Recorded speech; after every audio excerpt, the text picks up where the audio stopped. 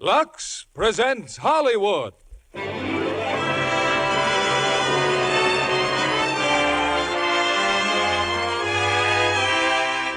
Lever Brothers Company, the makers of Lux Flakes, bring you the Lux Radio Theater, starring James Mason, Bobby Driscoll, and Nigel Bruce in Treasure Island. Ladies and gentlemen, your producer, Mr. William Keighley.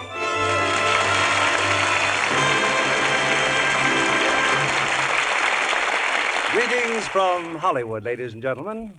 If there is anyone in our audience who has not already read Treasure Island by Robert Louis Stevenson, then I envy you tonight's experience of hearing this exciting adventure story for the first time.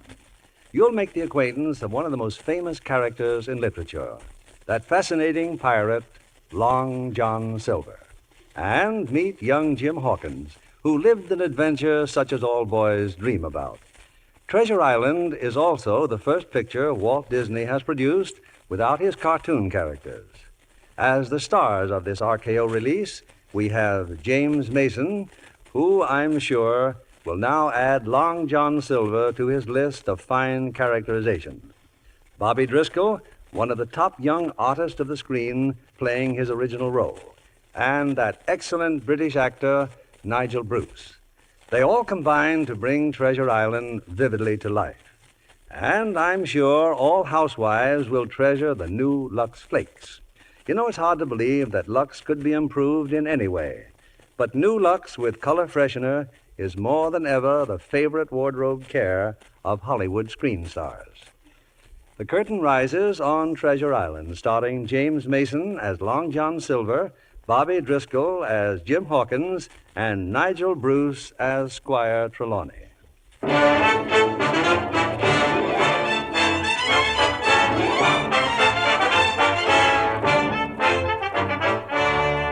I am leaving for London in the morning. They have convinced me, the Squire and Dr. Livesey, that my education is in sad need of repair, that it is time I thought of becoming a gentleman. I am not reluctant to go. It will be a new world, and I will learn a great deal. But there is much I have already learned, and the thought that I may forget the past, the high adventure of my boyhood, has urged me in the writing of this journal. On the one hand, it was a needless labor, for how shall I ever forget Long John Silver and the voyage of the Hispaniola? On the other hand, time has a way of clouding the past, and it is a comfort to know that the whole story will always be here between the covers of this journal. The year was 1765, and then, as now, the Admiral Benbow Inn belonged to my mother. The wind still blows, the seas still crash, just as they did that late afternoon when the door opened and I saw a stranger on the threshold. Rum, boy. Glass double rum. Yes, sir. Rum, sir. Well, this is a quiet cove for certain. Much company, mate? No, sir. Not much, sir. Now, who'd be the owner here? My mother. She's gone into town, sir. Oh, you're all alone, eh? What's your name? Jim Hawkins, sir. And tell me, Jim, ever notice a seafaring man in this here grog shop? Name of Bones, mate. Captain William Bones. Bones, sir? No matter, boy, no matter. Just fill up the glass. He drank, threw me a coin, and left the inn. When I was sure he was gone, I dashed up the stairs. And then he asked for you, Captain. By name, sir. Captain William Bones. What sort of man, Jim? A one-legged man? No, sir, but he had a terrible scar. A scar on his face. Black Dog. When you sees Black Dog, boy, you can be sure the man with the one leg ain't far off. Rum, Jim. Fetch me rum. But I can't, sir. I promised Dr. Livesey. Come on, boy. I said rum. But you know what he told you. He said it would kill you. Rum for the blood, boy. I got to get me strength again. I dared not leave the inn, and yet I couldn't stand there watching the old captain die before my eyes. I'd have to go for Dr. Livesey. I ran to the door, but as I flung it open, a man loomed up before me. Before I could move, his fingers, like iron, closed on my wrist. Now then, boy, take me to Captain Billy Bones or I'll break your arm. The man was blind. In his free hand, he carried a knobby stick, lifted now as if ready to strike. I led him across the room, but Captain Bones scarcely raised his eyes. He just sat there as in a trance. This is Captain Bones, sir. It's a friend come a-calling, Bill. It's Pew. Pew with a gift from your old shipmates. Blind Pew. He dropped a piece of paper on the table. Then he grinned and with no further word found his way alone out of the door. On the scrap of paper was a black spot and 2 words. Until dark, it says, Jim. The black spot. Until dark. But I don't know what you mean. They won't get it out of me. What's right for mine is mine. Give me a hand, mate. We'll do that one-legged man yet. Help me, Jim. Back to my room. Help me. Shaking and gasping, he opened an old sea chest. Then with a knife, he slit the lining of the cover. From it, he took a map. He staggered back for the stairs, but he never reached them. Captain! I'm done in, Jim. Bring help, boy. Yes, sir. Right away. Wait. Take the map. Keep the map. They may be back for it before you are, but not a word about it here. Yes, sir. Good boy. No mention of the map, and I'll go shares with you. Skip now, matey, and fast.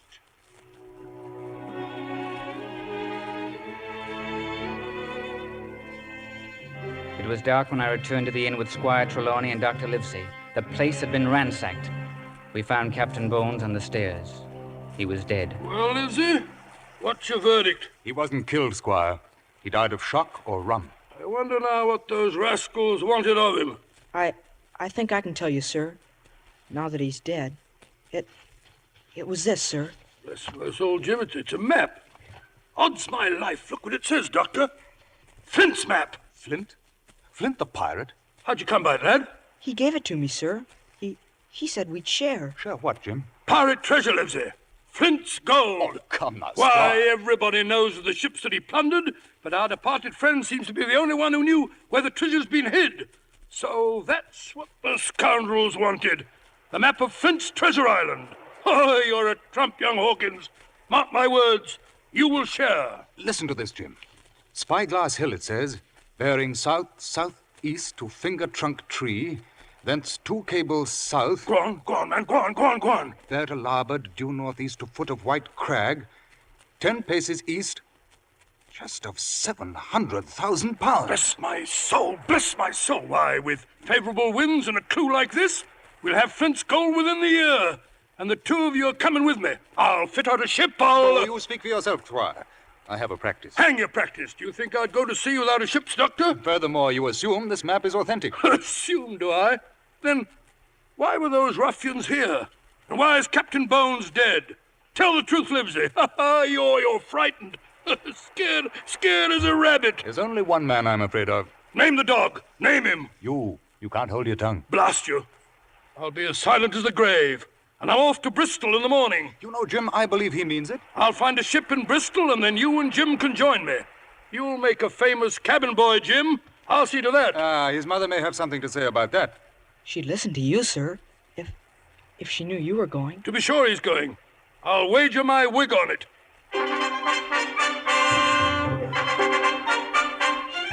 Squire Trelawney kept his wig.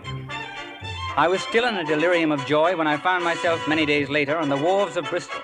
At my side was Dr. Livesey, and standing before us with all the brass of the Lord Admiral himself, Squire Trelawney.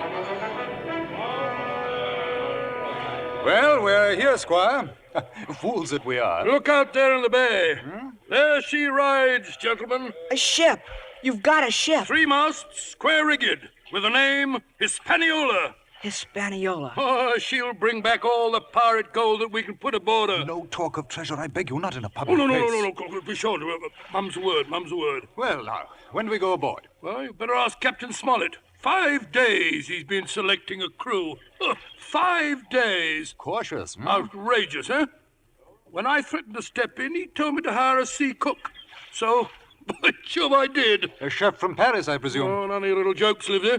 Fellow by the name of Long John Silver. I didn't waste good time poring over his credentials either. All I needed was the taste of his ham and his buttered eggs. That's his own tavern there over yonder. The Spyglass Inn. Follow us, Livesey, and judge for yourself. It was then I had my first sight of Long John Silver, a great bulk of a man, brown and leathery from years at sea, But he did not walk as sailors walk, and I soon saw why. His right leg was gone. He walked in a peg with a crutch, and suddenly I heard the voice of Captain Bones again. What sort of man, Jim? Was it a one-legged man? But if my fears were immediate, they were as quickly dispelled in the cheery greeting and the friendly manner of Long John Silver. Top of the morning, gentlemen. Sit ye down, if you kindly will.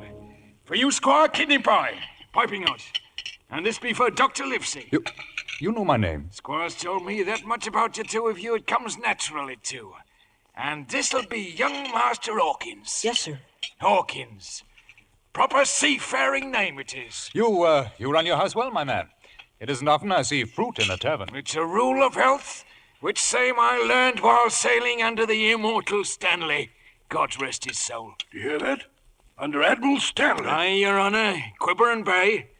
You favours the Admiral yourself, Squire, if I may say so.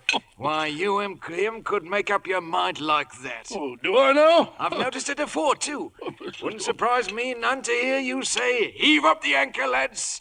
We sails on the hour. Yes, but you can't sail without a crew, Mr. Silver, eh? You'd think there wasn't an honest seaman to be found in all Bristol. I begs to differ, sir, if I may make so bold. Why, there's a full cargo of my old shipmates becalmed right here in town. Sound men inside, Your Honour. If some was scarred in the services of England, and them with no pin pensions neither. Could they be had at short notice, say, 20 of them? Aye, sir. But they not be pretty enough for the modern taste, sir. And just what does that mean? It means, sir, that the beauty of their youth is faded in the giving of themselves to their king and country. Appearances be hanged.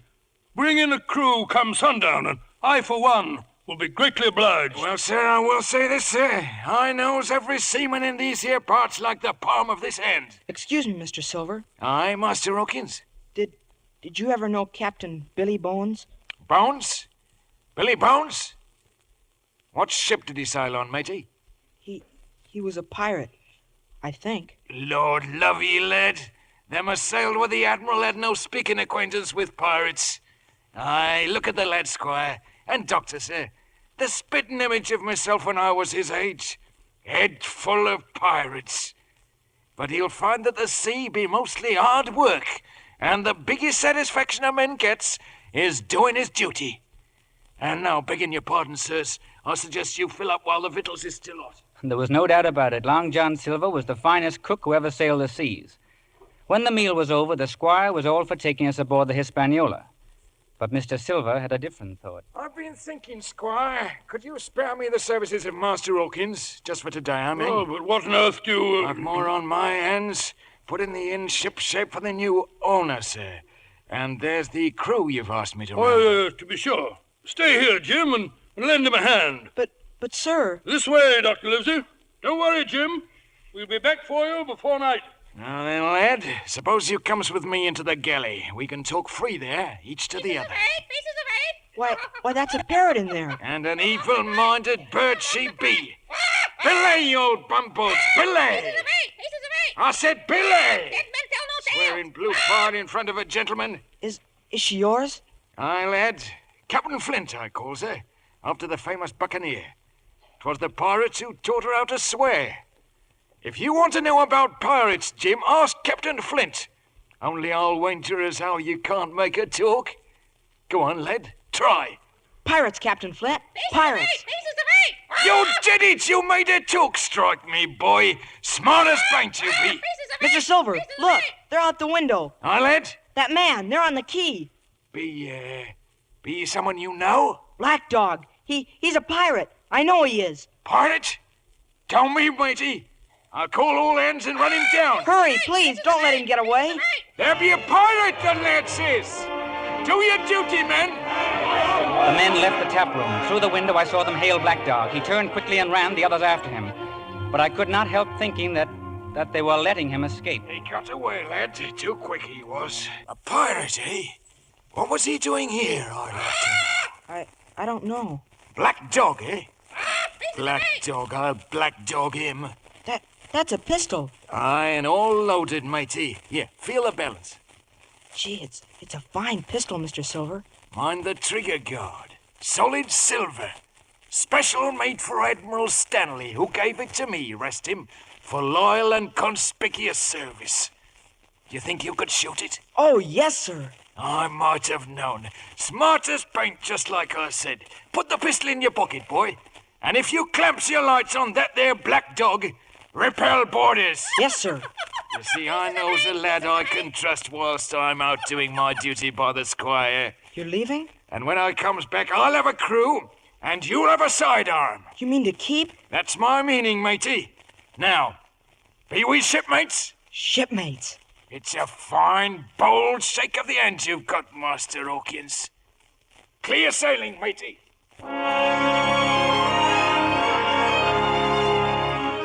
He could move amazingly fast, wooden leg and all. And as I watched him striding down the street, I wondered if in all England there was another boy half so fortunate.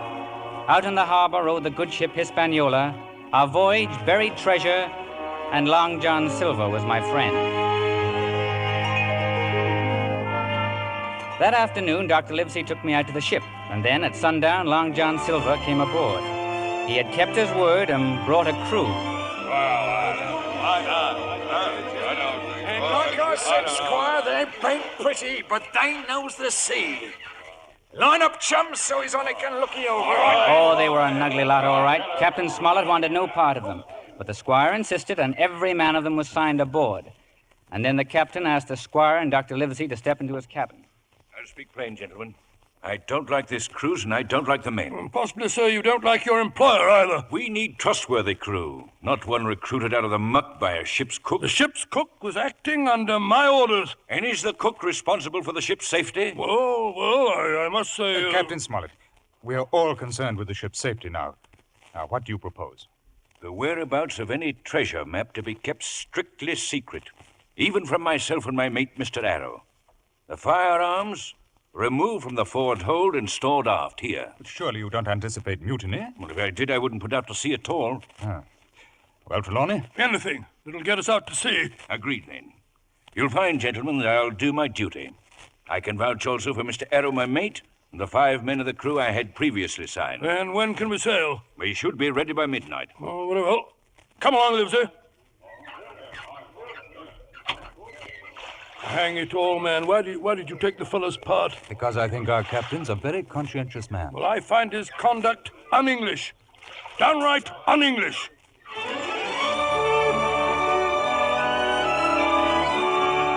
That night, in the full of the moon, the sails of the Hispaniola bellied out to the wind. Our voyage had begun. I stood watching the lights of Bristol disappear, and then I was aware that someone stood behind me, and a hand clamped down on my shoulder. Look hard, Jim Hawkins. It's many a day afore you see Bristol Harbour again. And you'll see other sides, matey. Things you'll never forget so long as you be alive.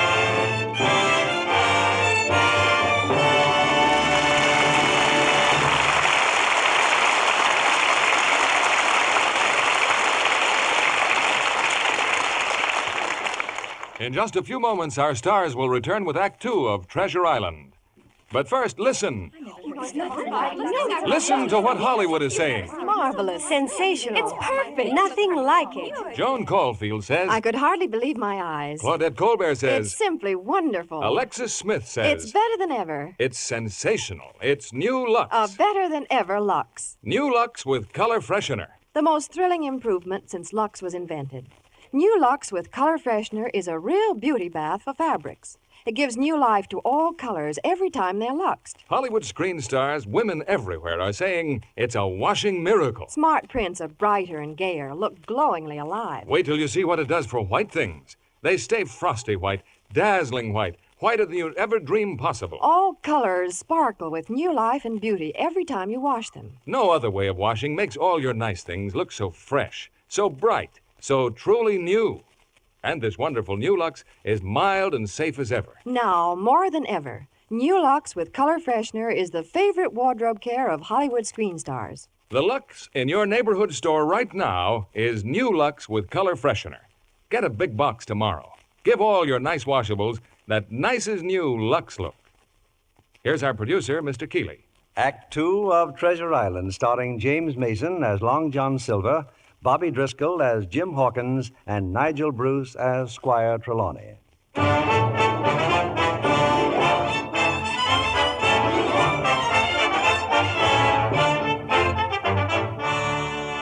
We'd been at sea for almost a month without incident until one afternoon Captain Smollett had reason to call all hands on deck.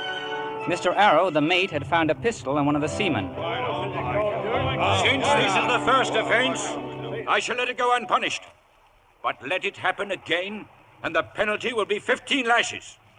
True dismiss, Miss Arrow. If one man was guilty, I was no less so. But I had a friend to turn to, Long John Silver. So I'll have to turn in my pistol, too, won't I? You know, yeah. It'd go hard with Long John if you was to turn it in now. But why? Well, here's a captain with a suspicious turn of mind, and here I am, handing out firearms to an able-bodied seaman like yourself. But I'd do no harm with it. Would you keep it out of sight? Oh, yes, always. And you ain't given to no rum drinking, neither, are you? Oh, no, sir. No quarrelsome, neither. So's my advice, Jim Hawkins, is keep the pistol and no heart to nobody. Whatever you say, I'll do. Thank you, mate. Thank you. 15 lashes, just 'cause I wants to protect myself. Avast! It's time you learned George Merry just who is captain and who gives the orders. A captain wouldn't have that mite around sticking his nose into forecastle business. You'll lay your finger on Mr. Arrow and you'll answer to me, George. Personal. Mr. Arrow be a friend of Long John Silver, and I plans to take care of him. Be that clear to you, mates? He'll obey you, John. Even before Mr. Arrow, I guess. Was you and me worth our salt, matey?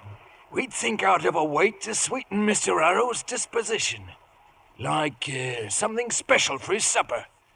A plum pudding, maybe, for a cold, stormy night. Stormy night? She's clouding up, Jim. We'll rock proper come evening.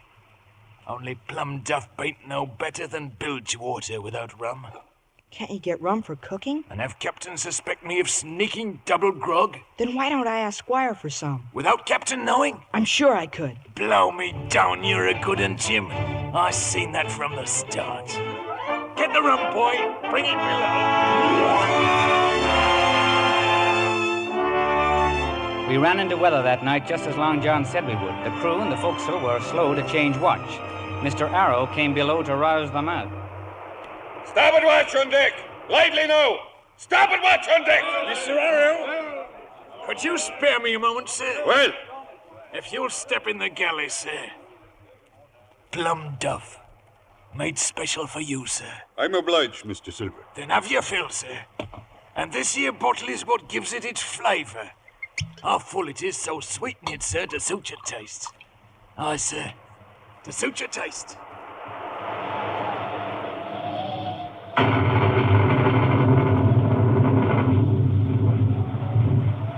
The bottle of rum was empty when Mr. Arrow went up on deck.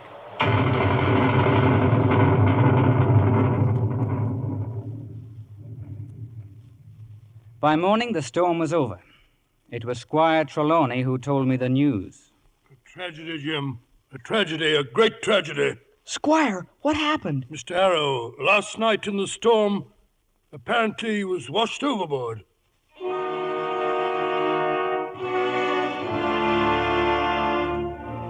The Hispaniola sailed on, and even I began to wonder if this long voyage would ever end. It was a sailor named Gray, one of the 6 recruited by Captain Smollett, who gave me hope. Ah, don't fret, boy. We'll sight land soon. The signs have come.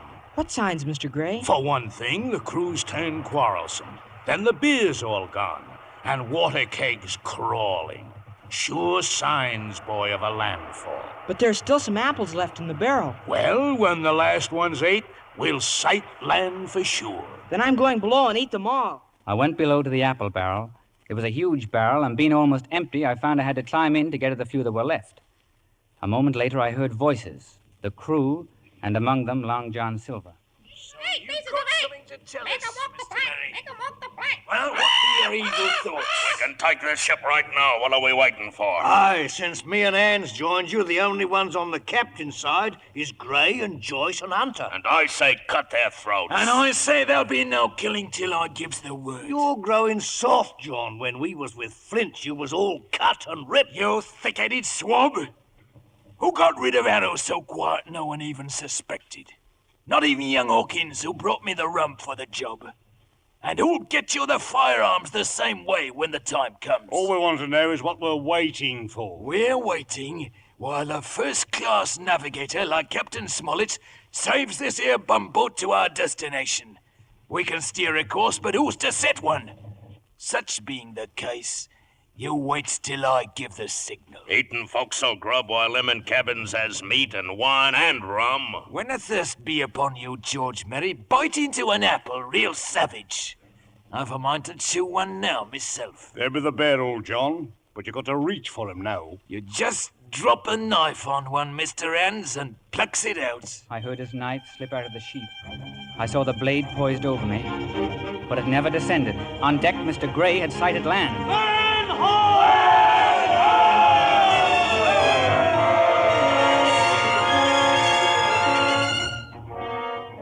I climbed, shaking, from the barrel and ran to Captain Smollett's cabin. To him, the squire, and Dr. Livesey, I told what I'd overheard. Long John Silver. I just can't believe it. I never questioned his loyalty. Captain Smollett, sir? I'm a fool. No more than I, Squire. Well, it appears there are precious few of us now. I make it 8 of us against 20 of them. But you forget Jim Hawkins, sir? 9 of us, then. Well, we have all the firearms. Can't we surprise them? That's my plan, once we get them all ashore. As I see it, they'll not make their move until we've found the treasure. Meanwhile, give them no cause for alarm. Jim, you've brought us this warning. I wonder, can you do it a second time? Could you keep your ears open, lad? Stay friends with Silver? Stay friends with him, sir? Well, can you, boy? Yes, sir. I'll stay friends with him. Good lad. Well, I'd best call all hands and see about an anchorage. I've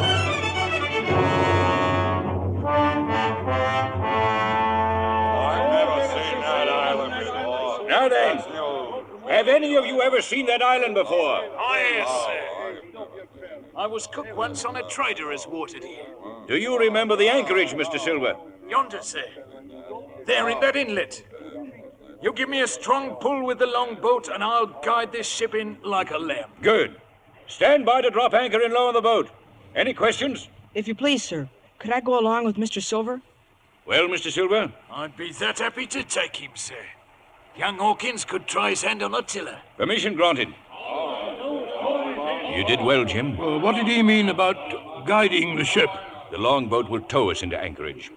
Silver will need most of the crew to man the oars. Those that remain aboard ship will be our prisoners. Yes, but what if they rush us first? That, Squire, is the chance we'll have to take. Find Silver, Jim. Stay close to him, boy. And good luck. Yes, sir. An hour later, the longboat was in the water, pulling the Hispaniola closer and closer to the shore. Whenever I could, I looked behind, trying to catch a glimpse of what was going on board. The man at the tiller, Master Hawkins, keeps his eye on the shore. Yes, sir. Send her ahead, John. Lift your oars.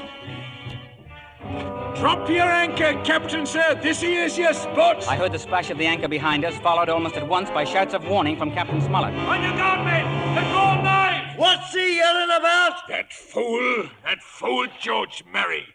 Didn't wait for my signal. We're in for it now, boys. Pull for the shore. Turn about and come alongside! Turn about and I'll shoot! With young Master Hawkins at my side. Fire that musket and I'll catch his throat.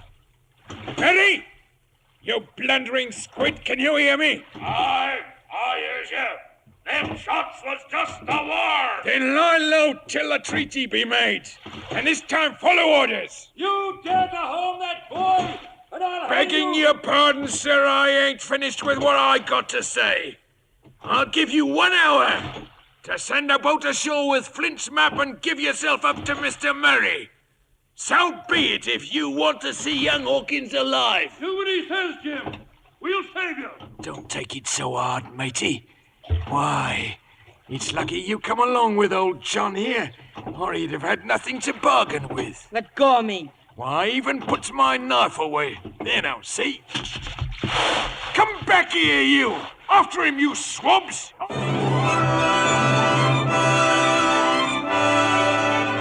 I had jumped into the shallow water and struggled for shore. It was heavily wooded beyond the beach, but how long I could elude them, I didn't know. I could hear them crashing through the brush after me.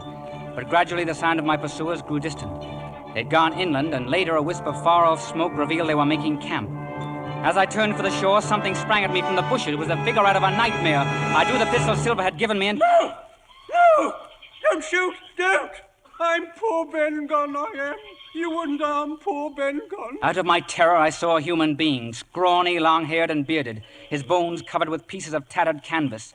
He was on his knees now, imploring me. It's just me, poor old Ben Gunn, what hasn't spoke to a Christian these 5 years now. 5 years? Were you shipwrecked? Nay, mate, marooned.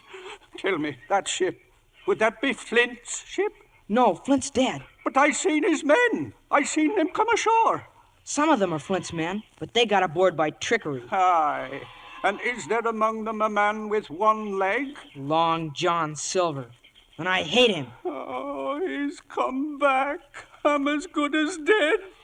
It was him as marooned me. What be your tack now, young master? Well, if you could help me row a longboat. Boat, says you. Ben Gunn's your man, says I. What might you call yourself, mate? Jim. Well, now, Jim, you just follow Ben Gunn. Not a sign of anyone on the beach, Squire. Not that I can see. Oh, pray God the boy's still alive. What about the stockade at the end of the cove? It appears empty. Without arms, I'm sure those cutthroats went inland. Well, behind that stockade, we'd stand a chance of rescuing young Hawkins. Precisely. We'll leave 2 men aboard. There's no way our prisoners can reach the deck. 2 men will suffice. We'll load the jolly boat with supplies and come back and forth to relieve the guard. Good. Then let's be at it. Stand by, Mr. Gray, to stock the jolly boat. Ben Gunn had led me to a cluster of rocks. Carefully hidden among them was a tiny boat. Made her with me old hands, I did. Bamboo, Jim, and goat skins. But first, says I, we'll see if the ghosts be cleared of Flint's men. It was then we saw the jolly boat heading for shore. They were coming for me. I'd be saved. Coming ashore, says you. But what might that be, says I? There on the ship, look here, Jim. Men crawling out of the portholes, climbing up to the deck. It was all too true. The prisoners trapped in the forecastle were escaping through portholes. There were a few shots and silence. Then from the mainmast I saw the skull and bones catching the breeze. Silver's men had taken over our ship. By now, our friends in the jolly boat had reached shore and rushed for the safety of the stockade. Meanwhile, Silver had led the men on shore, back to the beach, back to the longboat, out of range of the stockade. Unmolested, they were making their way to the ship. Now they'll get the guns and the ammunition and the food. Everything but the map. Map? Says you, what map? Never mind. Come along, Ben. No. My friends won't harm you, I promise. If your captain wants to see Ben Gunn, tell him to come tonight, alone, to the top of Spyglass Hill, and tell him this. Them as hides can find, and them as finds can hide. In the stockade, I was welcomed as one returned from the dead. I told them at once of my meeting with Ben Gunn. And what's your opinion, lad? Do you think this creature's sane? I think he is, Squire. Why would he want you to come after dark, Captain Smollett? Safety, of course. Right now, we may expect visitors ourselves. They're coming from the ship, Captain. Aye. The longboat's full of them. Can you load a gun, Jim? Yes, sir. I think so. Let them come, by Jove. They'll find us ready for them. There's Silver, sir, with a flag of truce. Truce, eh? Take your positions, men. I'll see what he wants. Open the gate, Mr. Gray. Aye, sir. Now close it. And shoot with the first force move. Flag of truce, Captain, sir. Flag of truce. And what does that mean, Mr. Silver? Captain Silver to come aboard, sir, and make terms. Captain Silver? Who's he? It's me, sir. Those poor lads yonder have chose me captain, sir, after your desertion of the ship. Stay under cover, lads, and wait for me. Open the gate, Mr. Gray. You'll have patience, Captain, sir, seeing as how I makes me way on but one pin and a crutch. Aye, a sweet, pretty place you have here, to be sure. And there's Jim. I'll be my little matey, eh? I have nothing to say to you. And Squire and Doctor. Well, sirs, the long and the short of it be this. I has the ship, I has the men, I has the armaments. Only what I ain't got be Flint's map. So here be my terms. You give us that there map and you can keep your lives. We'll divide the stores, and I gives you my affidavit to stop the first ship I sees and send it here to pick you up. Your word, Silver? Handsomer you couldn't ask for. Then here are my terms. Have you come here one by one, unarmed, I'll clap you all in irons and take you home to stand fair trial. Well spoken, Captain Smollett. Now listen to me, John Silver. You can't find the treasure, you can't sail the ship, and your cardless scum can't fight. So get out of here. Double quick. So be it, Captain. And Squire, so be it. But before an hour's out, you'll be begging help from me. And them what die will be the lucky ones.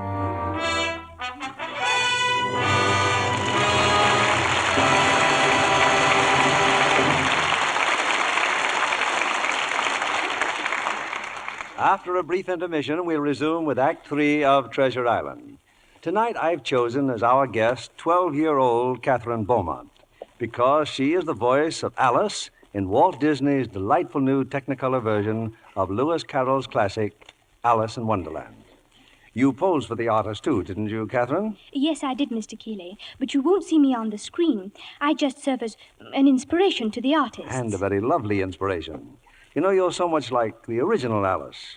You were also born in England, weren't you? Yes, and we lived there all during the war. You must have thoroughly enjoyed acting out the adventures of Alice in Wonderland. Oh, yes, it was great fun. I just can't wait to see the picture when it's released next summer. You know, Mr. Disney has drawn the characters just exactly the way I've always pictured them. The Mad Hatter, the Queen of Hearts, the White Rabbit. Yes, they're all there in Alice's adventures, Mr. Keeley. And for me, well, being Alice was like having a wonderful dream suddenly come true. A dream come true. That's the way screen stars feel about new Lux, Catherine. Lux with color freshener. It's the greatest improvement ever made in wonderful Lux Flakes. Oh, Mummy uses Lux for all my things, Mr. Kennedy. Now, do you know why those white pinafores of yours stay so beautifully white? And why your dresses stay so bright and gay every time they're washed? It's new Lux with color freshener. I say, can this new Lux do everything, Mr. Kennedy? Just about everything, Catherine. Lux has always been a marvelous product, but this new Lux is more wonderful than ever. White things stay white as the White Rabbit. Prints as bright as the Queen of Hearts. All colors as bright and gay as the Mad Hatter's Tea Party. No other way of washing does so much for colors. Renews their sparkling beauty every time you wash them. Ladies, if you'd like an adventure that's exciting, thrilling, yet absolutely safe, get a big box of new Lux with color freshener tomorrow. For white things, for prints, for all your colors, you'll say it's a washing miracle. Give all your washables that nicest new Lux look. We pause now for station identification. This is CBS, the Columbia Broadcasting System.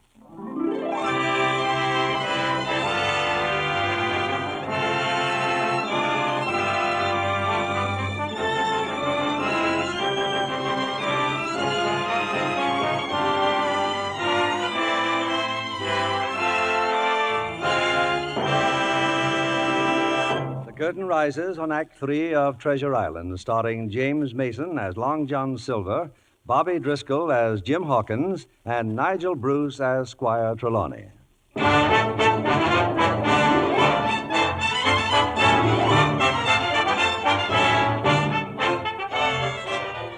Silver and his men attacked us immediately, but the stout logs of the stockade held, and we drove them off, though not without cost. Joyce, one of the loyal sailors, lay dead, and Captain Smollett wounded. Never before were we so grateful for Dr. Livesey. The captain's asleep. He'll be all right in a few days. Do you think they'll attack again tonight, sir? You don't know, Jim. It's hard to foresee the end of this. Yes, that's true enough, lad. Therefore, I want you to have the treasure map. It's yours by rights, you know. If that's your wish, Squire. And if the worst comes to the worst, don't hesitate to buy your life with it. But they won't drive us out of here in a hurry. Well, they may not even try to, Squire. Well, what's that? Why not? Well, with a high tide, they can bring the ship in closer to shore. And once within cannon range, why, they could level us. By Joe, so they could. If John Silver thinks of it, blast him. And they've got all the boats. Otherwise, I'd try to get to the ship and cut the anchor rope. But if we can't stay here in the stockade... Jim, you spoke of Ben Gunn and a meeting tonight. Perhaps he knows a place where we can hide. I'm sure he does, sir. I'm sure he does. I'll go looking for Mr. Gunn within the hour. I, too, had a plan. Under cover of darkness, I slipped unnoticed from the stockade and reached the rocks where Ben Gunn kept his little boat. In my belt was a knife. I paddled silently after the Hispaniola, climbed to the deck, and cut the anchor rope. So it be you, young Master Hawkins, come to join us evil swabs, is it? It was Israel Hands. I struggled with every ounce of strength and broke away. But as I did, the map of Treasure Island fell from my shirt. Flint's map. So it was you what had it. I grabbed it from the deck and leaped for the rigging. I climbed higher and higher, but Hands was behind me. When I could go no further, I drew the pistol from my pocket. Stay where you are, Mr. Hands. You got a pistol, Master Hawkins. Go down to the deck. Just like Silver said, smart as paint. Coming here with me all alone on board. One more step, Mr. Hands, and I'll blow your brains out. No, matey. Suddenly he grabbed his knife and threw it. There was a great burst of pain as it pinned my shoulder to the mast. But I pulled the trigger and the body of Israel Hands hurtled into the sea.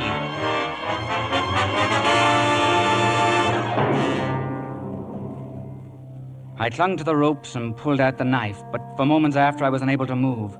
And then I saw that the tide was carrying the ship toward shore. Somehow I climbed down and made my way to the beach. Dr. Livesey. Squire, it's me, Jim. Open the gates. Please, Dr. Livesey. Strike me, it's matey. It's Jim. Silver. I must have fainted. When my senses returned, I was in the stockade. My friends were gone, and in their places stood Long John Silver and his cutthroats. But I made no move to let them know I could hear their talk. He'd been bleeding bad. Someone binked him for certain. Save me from cutting his throat, the little swab. Avast, George Murray, stand clear. Avast, is it?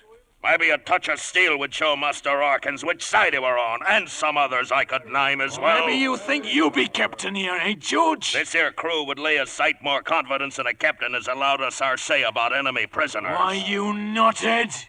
With him bad hurt, they'll part with the map to save his life. We'll hoist another flag of truce and hail the doctor. Afore this crew takes any more of your orders, we claims our right of counsel. Aye, according to rule. Then have your counsel and be hanged.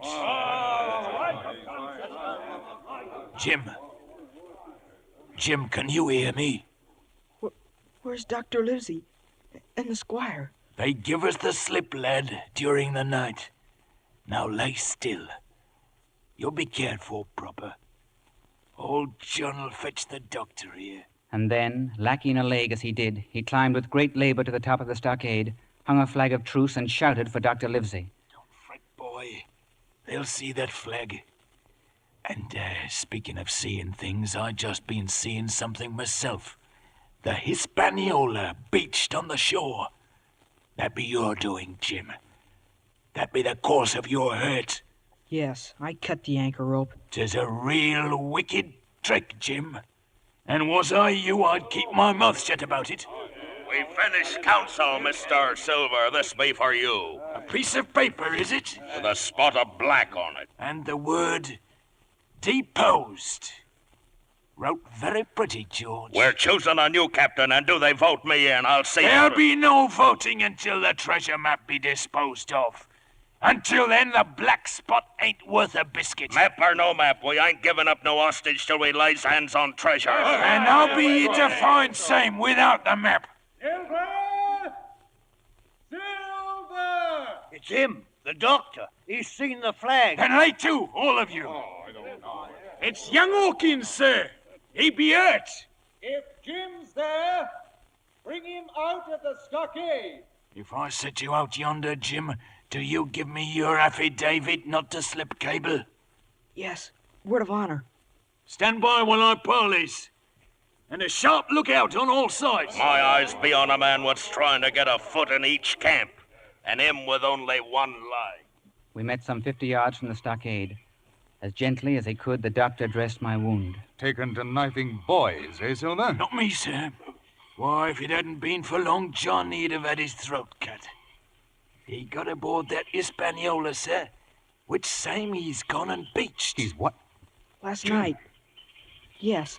Even so, when I found the lad, off dead he be, I says to myself, John, you've got to save that dear boy. Oh, so Captain Silver wants to join us again, huh? Yep.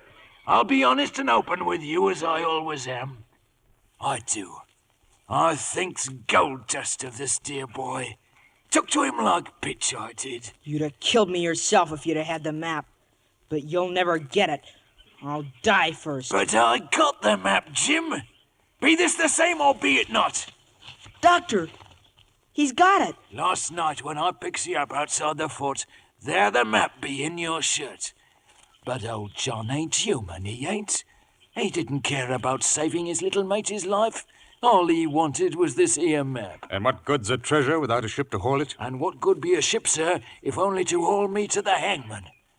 Now, was I to further preserve young Hawkins' life, do you think you could save mine?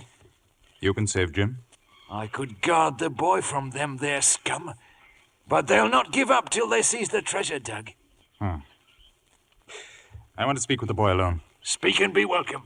I'll stand off. Jim, I don't know how you managed to save us that ship. But I lost the map. Your safety's far more important. Now listen, I'll make a quick break to draw their fire. And then before they have time to reload, start running for the woods. The woods, sir? Yes, we're with Ben Gunn. He knows a dozen hiding places. No, I can't. I gave Long John my word. They would have killed me. They would have killed me long before it hadn't been for him. But Jim, don't... Yes, perhaps you're right. All right, Silver? Aye, sir. Now, you stay close to this boy. If we get out alive, I'll do my best to save you. You couldn't say more, was you my own mother? No, heaven forbid. Good luck, Jim. Back in the stockade, Long John Silver told the men he had just got the map from Dr. Livesey. And now, boy Sunday, I will resign. Elect anyone you please to be your captain. I'm done with you.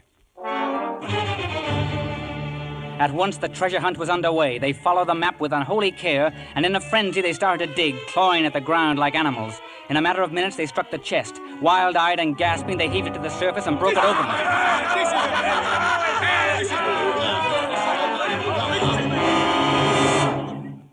Empty. It's gone.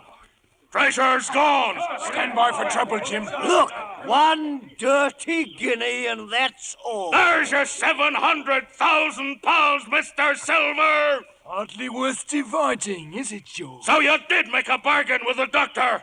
They've been here first. Look at his face, mate. You can see it in his face. Kill him. He sold us out. I'm one against the lot of you.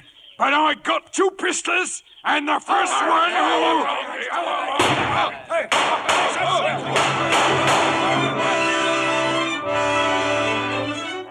Long John Silver had fired only once. The other shots came from Dr. Livesey, the Squire, Mr. Gray, and Ben Gunn. Unprepared for this sudden attack, the pirates were now our prisoners. Ben Gunn! To think it was you what done me. How do, Mr. Silver? Pretty well, I thank you. What happened to Flint's gold, says you? Ben Gunn's cave, says I. Cave? What cave? That's true enough, Jim. That's where we've been these many hours. It's all there, lad. A treasure beyond dreams. Save 1 dirty guinea. So it was, just as the squire said, treasure beyond dreams. First came the task of taking our prisoners to the Hispaniola, then the matter of loading the treasure, and after that, back to shore for Long John Silver. I'll be thinking, Captain Smollett, as to how you'll ever clear the vessel and get her out to sea again. Hide tight in a stretch of canvas and she'll float off whenever we've a mind. Yes, and that brings us to your fate, Mr. Silver. I stands as ever, sir, ready to do me duty. And happy I am to think I had some small hand in saving young Master Hawkins. And does that clear you of the crime of mutiny? Please, Squire. He did save my life. Then, my boy, you're free to testify on his behalf. He'll have a fair trial in Bristol. And now, Captain, I'll take this scoundrel back to the ship and clap him in arms. But not alone, Squire. Mr. Gray, you and Jim, take them in the longboat.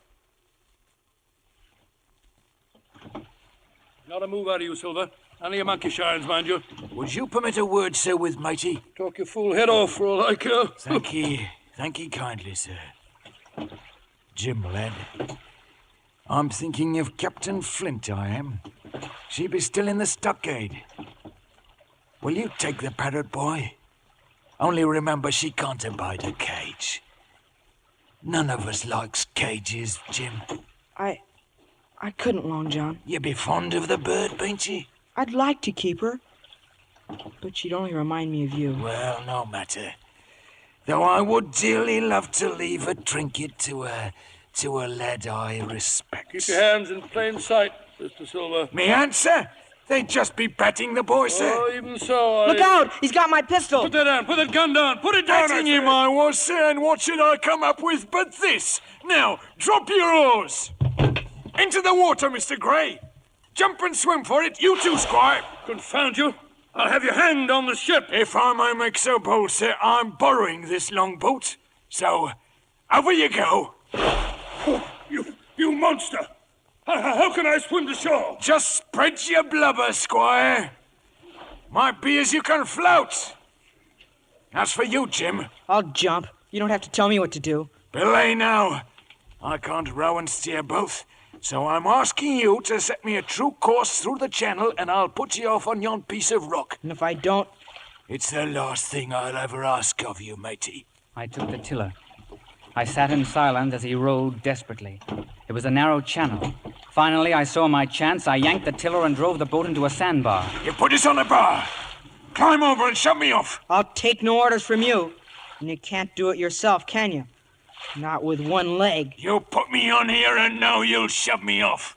Or by the powers, I'll crack your neck. They're coming after me in the jolly boat. And they'll take you, and they'll hang you for your crimes. They'll take you to Bristol and... They can't hang you, John. Jim, boy. Jim. That's it, lad. Shove a nose out. I might have knowed you'd never let him hang your own shipmates. I'll hoist a bit of sail out yonder. I'll make it safe enough. Goodbye, matey. Good luck to you.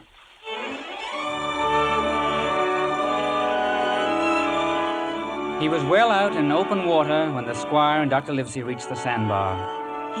He got away, Squire. Oh, well, the sharks may do for him yet. Blast him anyway. I'm as wet as a herring. Blast him indeed, Squire.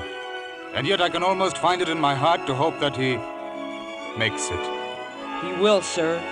I know he will.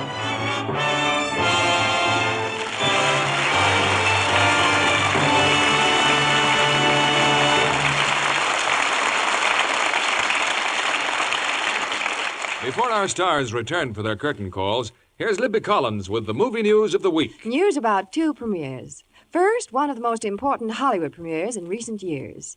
Tomorrow night, 20th Century Fox will open the Mudlark at the Chinese Theater for the benefit of one of Irene Dunn's favorite charities. An opening that will mean new laurels for Irene. Yes, indeed. It took a lot of courage to play England's beloved Queen Victoria with an all-British cast. And she won them completely. From all over England, they sent her little souvenirs of Victoria. The entire action in the Mudlark takes place in one day, doesn't it? Uh-huh. An adventurous urchin induces the widowed Victoria to break 15 years of seclusion. That must have simplified Irene's costume. Well, yes and no. The white touches, for which Victoria was famous, had to be kept spotless. Now, you know, keeping whites really white used to be almost as difficult as keeping colors bright. But not anymore. This month, Hollywood and smart women everywhere are flocking to another premiere. New Lux with Color Freshener. That marvelous New Lux that keeps white's purest white. Gay prints and colors brighter than you ever dreamed possible. It's a real beauty bath for colors. Irene Dunn has been a Lux fan for years. And she says this New Lux is more marvelous than ever. Why, it leaves even delicate lingerie shades so ravishingly lovely she can hardly believe they aren't brand new. Now, more than ever, screen stars insist on New Lux with Color Freshener for all their personal things. It renews all the sparkling beauty of lovely slips and nighties, dresses and blouses, every time you wash them. And it's mild and safe as ever. New Lux with Color Freshener is in your store now. Get a big box tomorrow. Give all your washables that nicest new Lux look. Now, here's Mr. Keeley with our stars. Many thanks to our stars for recreating one of our favorite stories. And here they are, James Mason, Bobby Driscoll, and Nigel Bruce.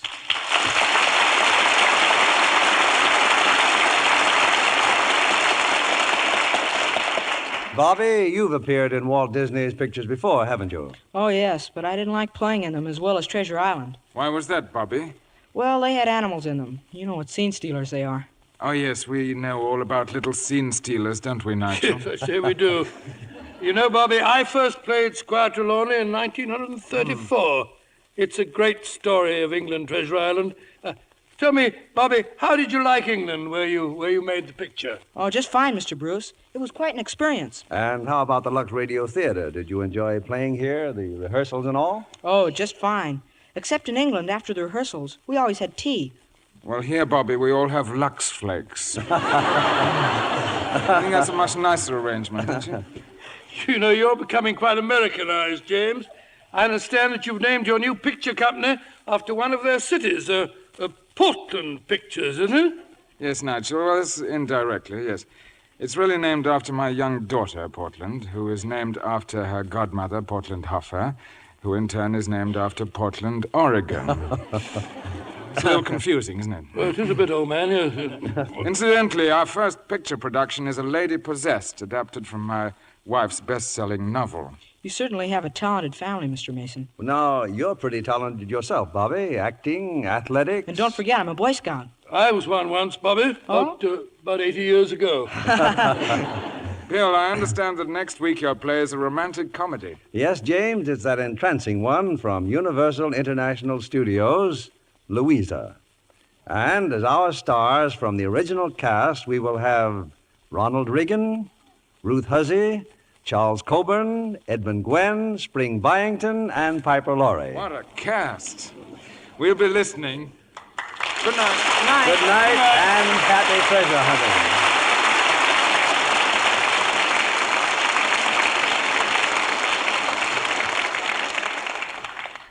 Here's the bargain of the year.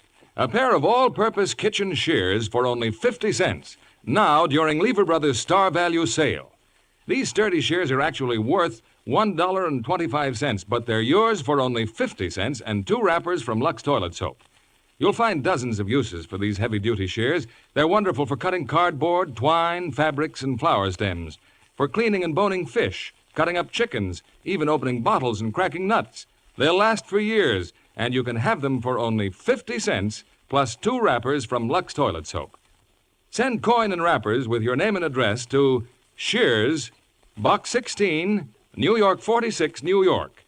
Order several pairs. They make grand shower gifts, marvelous bridge prizes. I'll repeat that address. Shears, Box 16, New York 46, New York. For every pair ordered, send 50 cents with 2 wrappers from Lux Toilet Soap. This offer expires March 31st.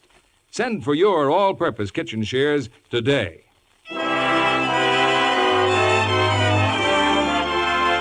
Lever Brothers Company, the makers of Lux Flakes, join me in inviting you to be with us again next Monday evening when the Lux Radio Theater presents Ronald Reagan, Ruth Hussey, Charles Coburn, Edmund Gwenn, Spring Byington, and Piper Laurie in Louisa. This is William Keeley saying good night to you from Hollywood.